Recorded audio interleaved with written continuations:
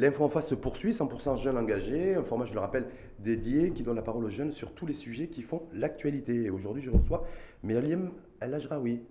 Bonjour, Bonjour à vous, merci d'avoir accepté notre invitation. merci à vous pour l'invitation. Alors, je rappelle que vous êtes chercheur ou chercheuse en cinéma. Chercheuse. Chercheuse en cinéma, on dit chercheuse en cinéma. Ah oui, ça se dit. Donc chercheuse en cinéma, vous avez fait toutes vos études d'ailleurs à l'université, vous êtes diplômée de l'université Paris-Panthéon, Sorbonne et vous vous intéressez énormément au cinéma qui est votre passion. Exact, et particulièrement au cinéma marocain. Particulièrement au cinéma marocain. Et je rappelle aussi que vous avez fondé le collectif Les Amis du cinéma Caméra de Meknes. Tout à fait. Donc est-ce qu'il faut sauver le soldat cinéma Meknes? Vous nous direz tout à l'heure, parce qu'on en parlera. Mais difficile pour moi d'ouvrir le débat sans faire référence au conflit armé en Ukraine.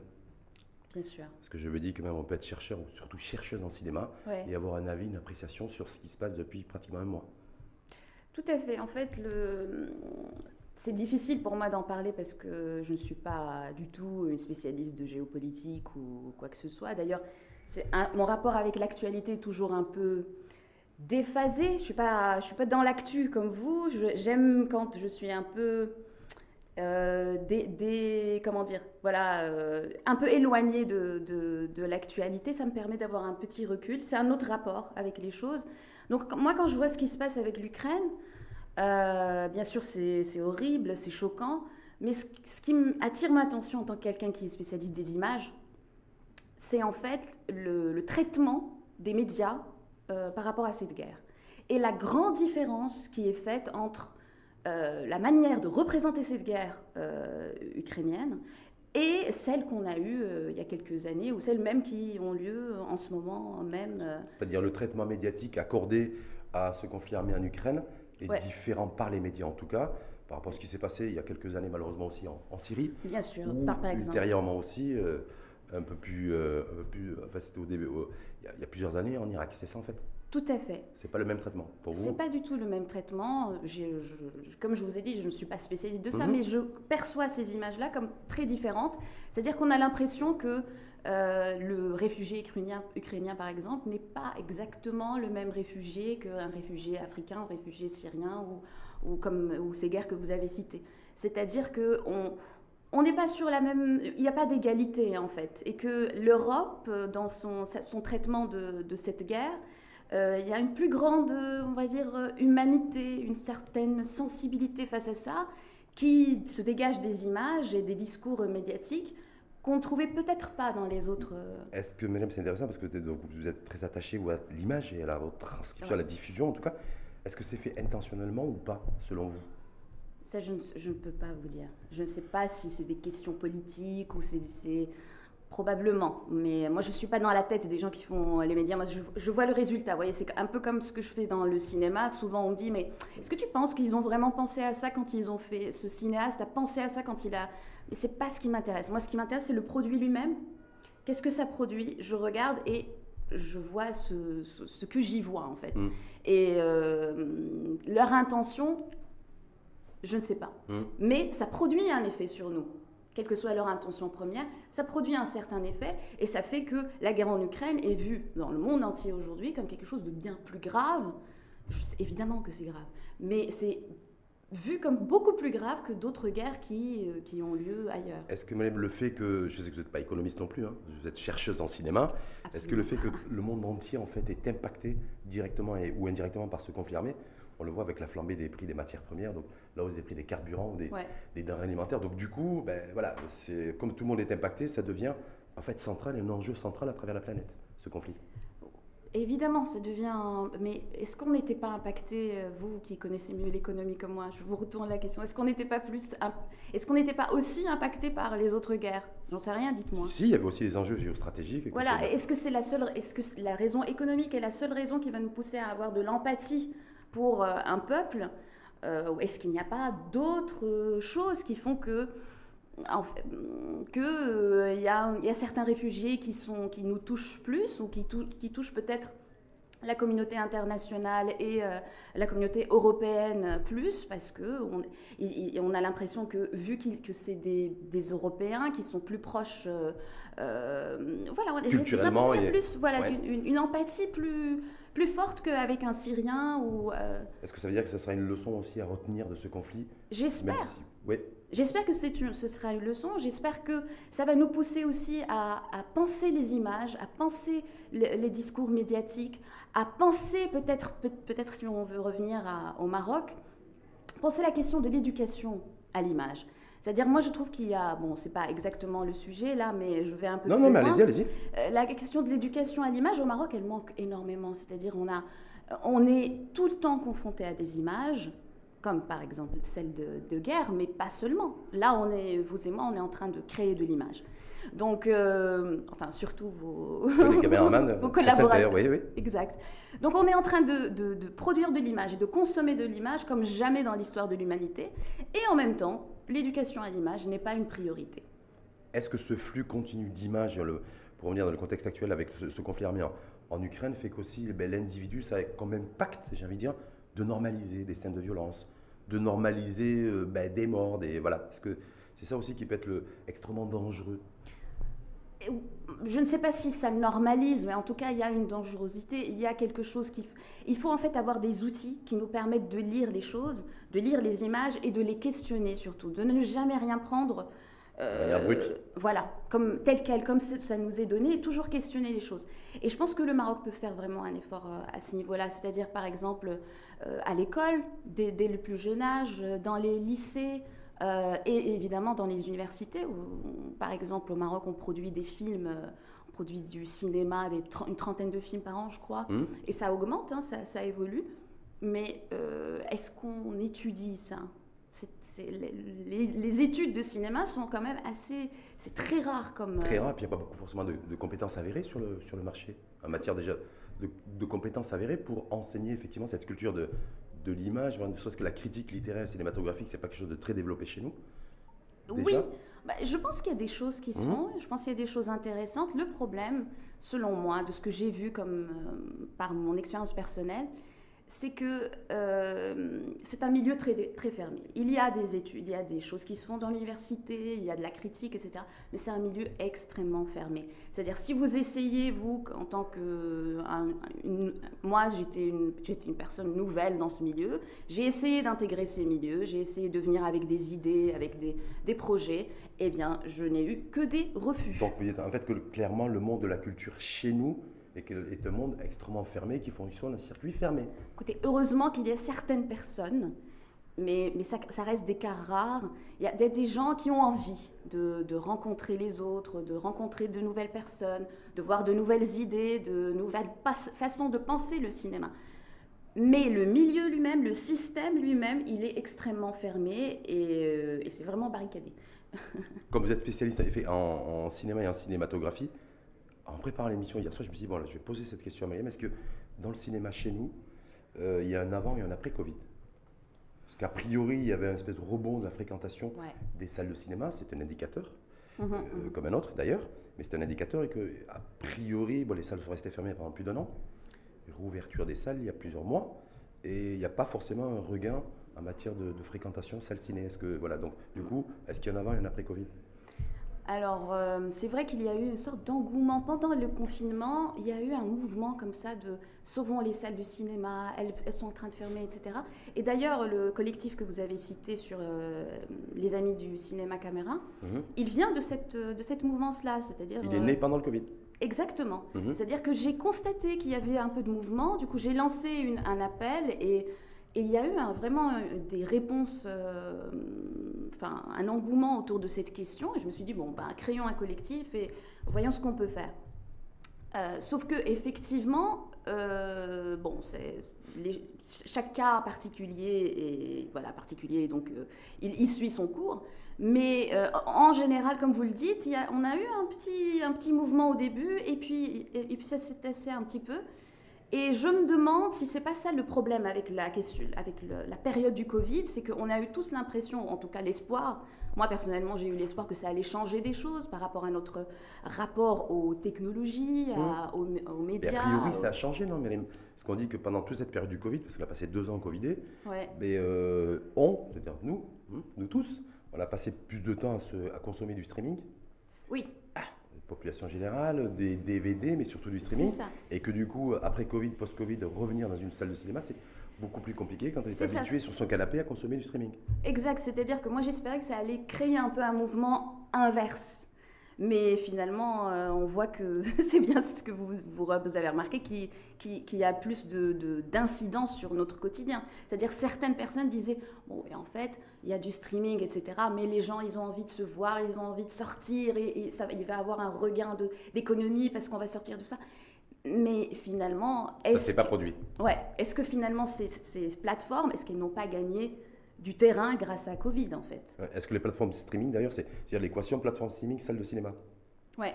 Est-ce que du coup, il y a une puissance au niveau du streaming qui fait que le cinéma, en tout cas la proposition d'offres en matière d'infra, salle de cinéma, ça va être compliqué? C'est super compliqué, mais le truc c'est que avec le cinéma, l'histoire du cinéma, c'est une histoire d'évolution de technologie. Donc, dès son invention, il y a eu des moments comme ça historiques où la technologie du cinéma a évolué et donc les gens qui travaillent dans le cinéma et le public ont dû s'adapter. Par exemple, dans les années 30, je crois, il y a eu le passage du muet au parlant. Donc à ce moment-là, tous les acteurs, par exemple, qui travaillaient dans le muet et ont dû s'adapter au fait qu'ils doivent parler maintenant devant la caméra. Et donc leur jeu, qui était des expressions extrêmement... eh bien, ils ont dû affiner leur jeu et certains avaient des voix qui n'étaient pas possibles et qui ne pouvaient plus, ils se sont retrouvés au chômage. Pareil, les salles ont dû s'adapter après quand on est passé à la couleur, etc. Donc là, avec le numérique, avec l'arrivée du streaming, etc., forcément, il y a une adaptation à faire. Ça ne veut pas dire qu'on va tuer complètement le cinéma. On a toujours prédit la mort du cinéma, mais elle n'est jamais arrivée. On verra après bien sûr, mais oui, ce qui va se passer. Mais donc il faut s'adapter. Il y a un modèle à réinventer aujourd'hui. Exactement. Oui, il faut réadapter. Si on veut ouvrir les salles et dire au public, vous venez assister au film exactement de la même manière qu'il y a 30 ans, ça ne va pas fonctionner. Il faut proposer autre chose. Et quand le nouveau ministre en charge de la culture, entre autres, Mehdi Ben Saïd, a fait une annonce il y a quelques semaines en disant que pour rebooster, redynamiser la culture et le cinéma en particulier, il a annoncé l'ouverture de 150 salles de cinéma sur l'ensemble du territoire. Oui. Et des salles de spectacle également qu'il installerait dans les maisons de jeunes et de la culture. Est-ce que là, pour vous, effectivement, ça peut permettre de booster ou pas? Alors, je trouve ça formidable, à condition, je n'ai pas vu exactement le projet du ministre, à condition que ça soit géré d'une façon, comme je vous ai dit, où on propose quelque chose de nouveau, on s'adapte aux demandes du public d'aujourd'hui. Si on ouvre juste des murs et qu'on ne propose pas une activité culturelle qui va intéresser le public, pour moi, ça ne sert pas à grand-chose. Donc, il faut penser, l'espace, c'est super, de créer beaucoup d'espace. Il faut penser aussi aux anciennes salles qui sont en train de dépérir, qui sont des patrimoines culturels peut-être qu'il vaut mieux aussi remettre en avant au lieu de construire de nouvelles choses. Et puis surtout, il faut permettre à ce que ce soit géré d'une manière qui permette aux gens de venir, qui pousse les gens à s'intéresser. Sinon, ce sera encore de nouvelles salles vide. De nouvelles salles vides qui coûtent cher aux contribuables. Parce que je rappelle que toutes ces constructions aussi, c'est pour de l'argent du contribuable pour booster la production cinématographique, c'est-à-dire l'offre. On est grosso modo sur un train de entre 25 et 30 films qui sont tournés chaque année. Ouais. Est-ce que ça passe? Il y a une décision aussi qui a été prise par le ministère et le ministre de tutelle, c'est dans l'encouragement de l'investissement pour les tournages, productions étrangères chez nous. Avec de l'aide publique qui serait revalorisée de 20 à 30%. Est-ce que là, effectivement, pour booster le cinéma chez nous, c'est-à-dire la production, c'est-à-dire produire, ça passe par l'international? Oui, probablement. Le problème de ça, c'est que quand la production internationale n'a pas un impact direct sur les productions marocaines, c'est-à-dire qu'il faut absolument penser le lien entre les deux. Sinon, ça risque d'être des projets, des investissements à part qui servent, certes, à une certaine économie locale, les restaurants, les hôtels, etc. Et aussi à une certaine publicité du Maroc, etc. Ça, on connaît très bien toute la logique. Mais est-ce que, par exemple, ça permet une formation des techniciens? Est-ce que ça permet un certain passage des connaissances? C'est pas le cas, parce qu'il y en a qui disent que oui, quand il y a des super productions comme ça étrangères qui tournent à Warzz par exemple, mais ça permet aussi à des professionnels chez nous de se professionnaliser au contact de super pros. Oui, Et qu'il y a un échange, un transfert d'expertise. Certainement, mais regardez, quand on passe de l'autre côté dans la production marocaine, quand les films sont des films qui vont aller dans le truc international, dans une distribution internationale, souvent, les techniciens les plus importants sont des étrangers. Alors, d'où ça vient? Est-ce que c'est parce que nos techniciens ne sont pas suffisamment bons? Je pense que c'est pas ça. C'est plutôt parce que la logique elle-même de la production des films marocains qui ont une ambition internationale, ils dépendent de la production étrangère, donc française ou autre. Ouais. Et donc là, ils ont des obligations d'embaucher des techniciens les plus importants dans le tournage qui vont venir de ces pays d'où vient l'argent. Donc, oui, certes, il y a un mouvement qui est créé par les tournages internationaux. Ouais. Ça crée un mouvement économique, etc. Et un passage d'un... Mais qu'est-ce qu'on en fait par la suite? Conséquences et impact direct, en tout cas en matière de métier et de professionnalisation des métiers du cinéma. Oui. Alors, je rappelle aussi, je l'ai dit en début de débat et de podcast, que vous avez fondé le collectif Les Amis du cinéma Caméra de Meknes. Tout à fait. Première question, est-ce que Mme El Ajraoui est originaire de Meknes? Bien sûr. Ah, c'est pour ça que vous le faites? Ah, attendez, Meknes. Oui. Meknes, mais c'est pour ça que je me dis, pourquoi Meknes et pas Casablanca ou Tanger ou Marrakech ou Agadir? Vous avez raison, mais c'est effectivement parce que je suis originaire de Meknes et que Cinéma Caméra est un cinéma qui compte énormément pour moi, et je dirais même pour tous les Meknessi d'abord. Toutes les personnes qui connaissent Meknes connaissent Cinéma Caméra, mais particulièrement pour ma génération, je pense, parce que peut-être c'est la dernière génération qui a eu un rapport vraiment avec les salles de cinéma, ce rapport qui est resté pour nous un rapport un peu sentimental, un peu nostalgique avec les salles, et que peut-être les gens qui sont nés un peu plus tard n'ont pas eu ce rapport-là. Et Cinéma Caméra, particulièrement, était, à mon époque, quand j'étais adolescente, c'était le seul cinéma presque de la ville qui était encore en activité. Donc on a eu vraiment nos expériences première expérience du cinéma, nos petites anecdotes là-bas qui étaient vraiment dans cette salle. Et contrairement à, par exemple, nos parents qui ont connu l'Empire, Apollo, etc., mais à notre époque, ils étaient déjà fermés. Donc c'est symbolique. Et ce cinéma est menacé de fermeture? Oui. Il y a un danger qui pèse sur le... Il y a un danger, mais on a de la chance, enfin le caméra a de la chance parce que son exploitant est quelqu'un qui est passionné de cette salle, qui l'a hérité de sa famille et qui ne veut absolument pas la laisser tomber. Mais ça lui coûte de l'argent. C'est monsieur Jamel Tsazi, que je salue. Ça lui coûte de l'argent tous les jours, ça lui coûte de l'argent. Il paye de sa poche pour que ça reste ouvert, parce que si ça ferme... Fréquentation, est-ce que c'est un cinéma qui reste aujourd'hui fréquenté, c'est-à-dire est-ce qu'il y a un modèle... Non. Donc, très peu. Pourquoi? Est-ce que ça a du sens, Mme El Ajraoui, que effectivement, ce monsieur, c'est Jamel Tsazi, c'est ça? Oui, c'est ça. Continue à mettre de l'argent de sa poche sur un lieu effectivement emblématique, en tout cas qui vous parle, vous et toutes les personnes de votre génération, mais en même temps qui n'est pas viable économiquement. Donc, alors, il n'est pas viable économiquement maintenant, mais ça a du sens qu'il le laisse ouvert et qu'il tienne à ça, parce que ça va changer. On n'est pas en train de faire un collectif et lui, il n'est pas en train de faire des efforts pour rien. On est en train de travailler sur le fait que ça change, en fait. Et comment ça peut changer? Comment ça peut changer? D'abord, le premier problème du caméra, c'est qu'il n'a pas de projecteur numérique. Donc déjà... Donc ça, il faut s'adresser au Centre cinématographique marocain qui nous ont répondu, et ils sont tout à fait d'accord pour aider parce qu'il y a une aide spécialisée pour la numérisation des salles, et il y a d'autres aides aussi, sauf qu'il y a quelques problèmes administratifs qui font que ça rend la chose un peu plus laborieuse, on va dire.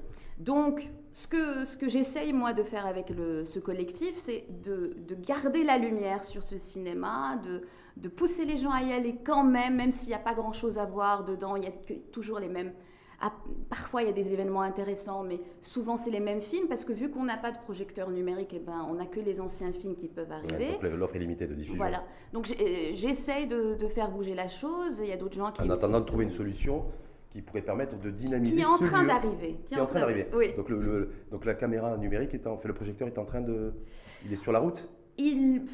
On va dire que la question administrative pour avoir l'argent pour l'acheter, elle est en cours. Très bien. Je voulais faire réagir aussi, Mohamed El Ajaoui, je ne sais pas si vous avez vu ça ce week-end, je rappelle, vous êtes vous passionné et spécialiste du 7e art. Le cinéma. Le Oui. cinéma. Oui, bien Ce sûr. qui s'est passé dimanche à Hollywood. Ah. La Will gifle. Smith, ben oui, Will Ah. Smith qui gifle un humoriste, Chris Rock, Ouais. en live, en direct, en pleine cérémonie. Space, non vous en pensez quoi, vous? Ça a surpris, voilà. Cet humoriste aurait fait une référence aux cheveux de l'épouse de Will Smith, Alors, qui, pour les besoins d'un film, de son dernier film d'ailleurs, à armes égales, a dû se couper les cheveux, donc elle aurait eu des problèmes de repousse. Et donc Will Smith, voilà, l'humoriste, pouf, une gifle. Oui, vous m'apprenez, moi j'ai juste vu les images. Moi, j'ai apprécié les gens qui ont pris ces images-là, qui en ont fait cette image de La qui en gifle, ont ouais. fait des blagues. Sincèrement, je ne pense pas grand-chose de ça. Bon, c'est un geste de violence. Vous voyez, c'est ça mon problème avec l'actualité. C'est ce que je vous disais tout à l'heure aussi. C'est-à-dire, je vais plus pouvoir vous parler, par exemple, de comment ça se fait que Nabil Ayoucha a été sélectionné à Cannes, par exemple. Pourquoi je critique ça, par exemple? Parce que j'ai un peu plus de recul, parce que je connais les films. Mais pourquoi Will Smith a giflé quelqu'un? Bon, c'est pas génial, mais bon, c'est sa vie. Oscar 2022. Et en plus, vous savez, l'ironie de l'histoire, Ouais. c'est que Will Smith, lors de ses Oscars 2022, a reçu le prix du meilleur acteur. Ouais, Pas pour la gifle, hein. tant mieux pour Pour son lui. dernier film et son dernier rôle dans La méthode Williams. Bah bravo, je sais pas. Est-ce qu'ils auraient dû lui enlever le prix parce qu'il a giflé Il y a quelqu'un? débat ou pas débat? Pas pour moi.